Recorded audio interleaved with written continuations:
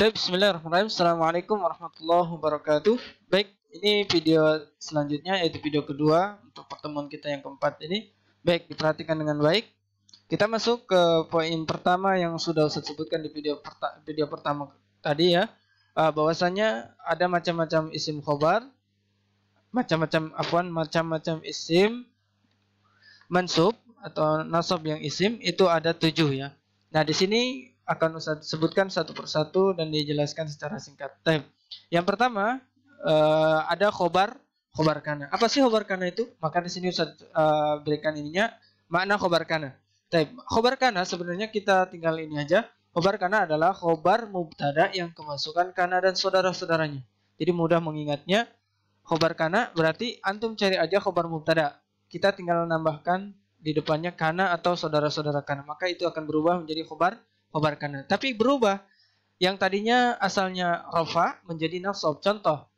Ar-rajulu mudarrisun. Ar-rajulu mudarrisun. Kita masukkan kana. Kana ar-rajulu mudarrisan. Nah, mudarrisan di situ khobar kana. Asalnya khobar mubtada. Bisa dipahami? Taib.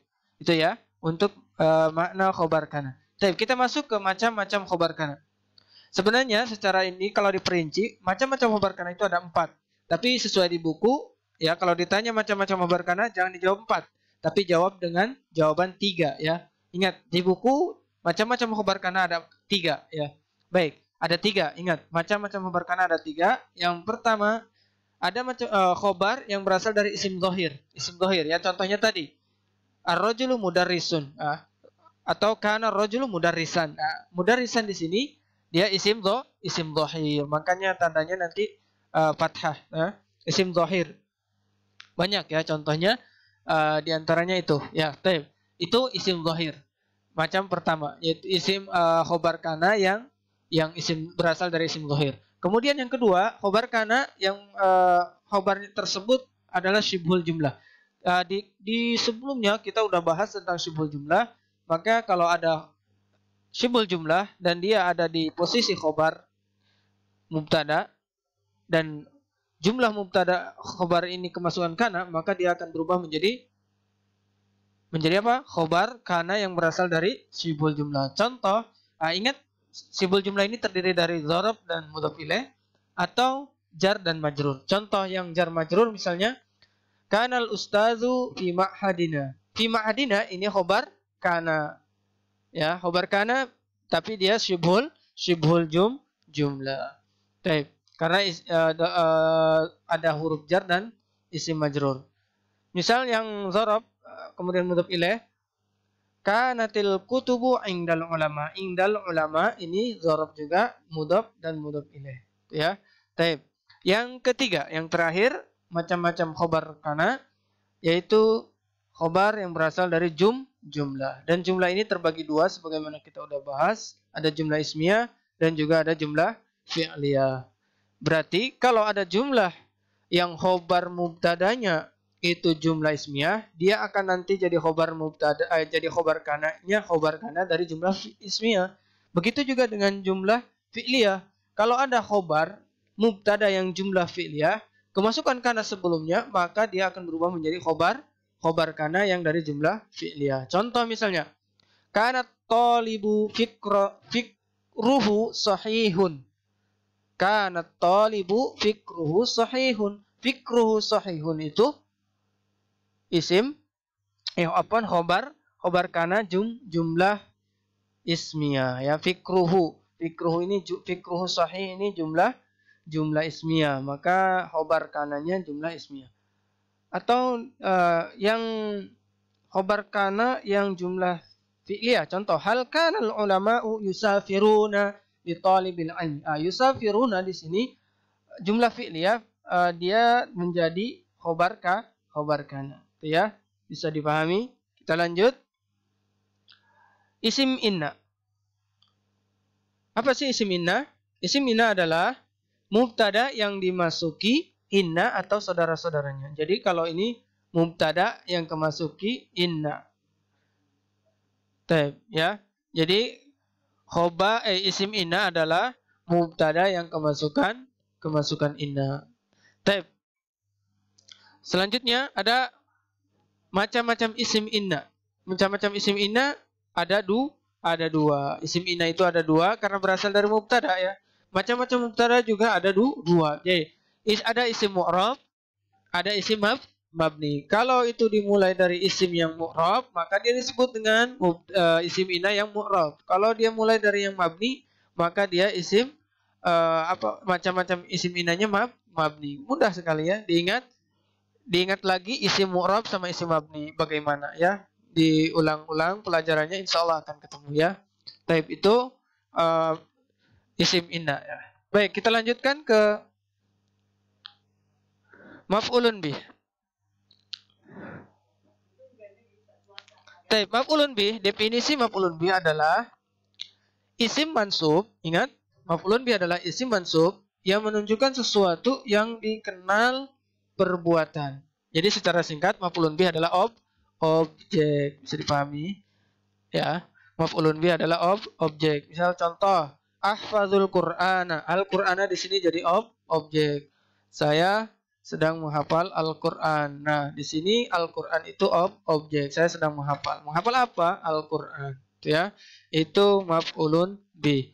Adapun macam-macam maf'ulun bih juga ada dua. Ingat, macam-macam maf'ulun bih ada dua. Apa aja? Ada isim mu'rab juga, ada isim mabni. Tergantung nanti untuk maf'ulun bih ini dia isim mu'rab atau isim mabni. Ya, di posisi maf'ulun bih ini mabni atau mu'rab. Biasanya kalau yang mabni ini kebanyakan itu menggunakan isim dhamir ya untuk mabni. Kalau untuk mu'rab ya menggunakan isim yang jelas, isim zahir. Contoh untuk isim mu'rab yang tadi kita udah bahas. Ittakhadallahu Rasulullah.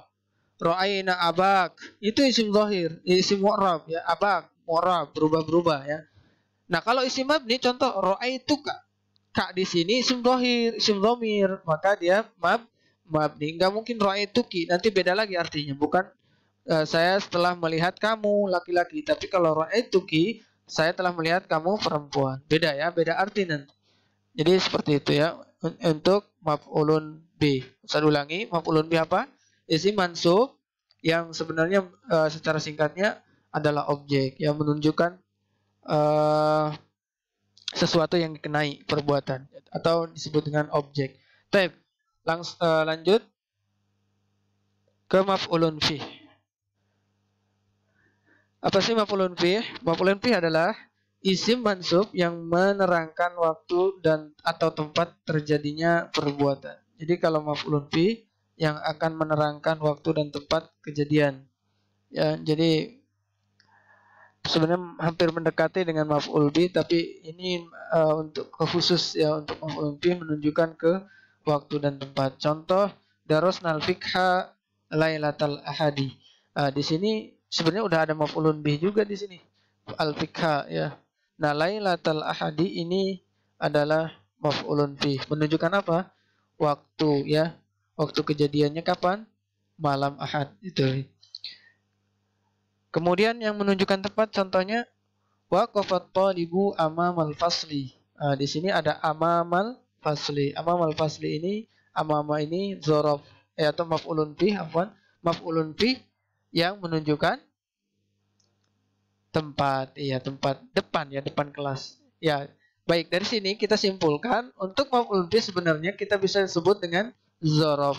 Ada dzaraf zaman, ada dzaraf makan. Maka di sini Ustaz sebutkan macam-macam dzaraf ya. Jadi macam dzaraf itu ada dua, ada dzaraf makan, ada dzaraf zaman. Kalau dzaraf zaman berarti menunjukkan waktu. Kalau dzaraf makan menunjukkan tempat.